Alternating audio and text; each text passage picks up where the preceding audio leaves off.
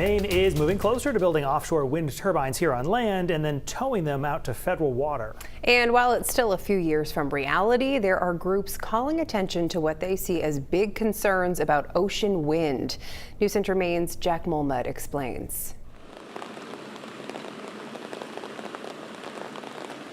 Well, blink and you'll miss it, especially here in this rain. But outside the governor's home in Augusta, there's a silent protest going on against the construction of offshore wind. Once these things go in our water, there's no walking it back. Jerry Lehman with the New England Fishermen's Stewardship Association says he needs a big sign for what he calls a big issue. Well, the Blaine House needs to be aware that we're pushing an implementation of offshore development way ahead of the science. The proposed offshore wind projects will actually be in federal waters, thus avoiding a critical lobster fishery area. But even that, Lehman says, could pose significant risks to wild fisheries. Risks, he says, have not been studied fully. It's part of our bloodline to pass it to the next generation. And the fact that once we implement these things, we could be the last generation. Passing by the Blaine House countless times, the Billboard calls for a slowdown of plans to build those offshore wind turbines. When we asked the Mills administration, it pointed to the federal government instead, and to the governor's own proposal to further study the impacts these turbines could have on species such as lobster and tuna. There's still so much that's not known.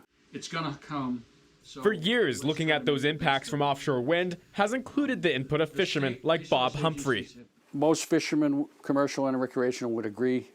We're not really happy about it, but we've sort of acknowledged it's going to come, so let's try to make the best of it. Humphrey agrees with NEFSA and says he and other fishermen who serve on the Offshore Wind Advisory Board are advocating for further research into how Maine's proposed green energy future will impact the fisheries our coastal communities depend on. He agrees the Billboard brings up a lot of unanswered questions. We're just now trying to gather baseline data to figure out what's out there.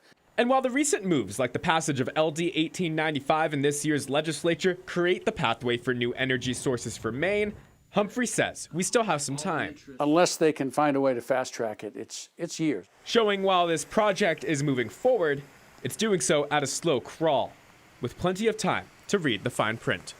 In Augusta, Jack Mulmud, News Center, Maine.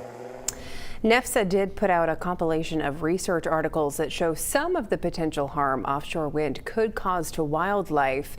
We have a breakdown on those research articles on our website and app.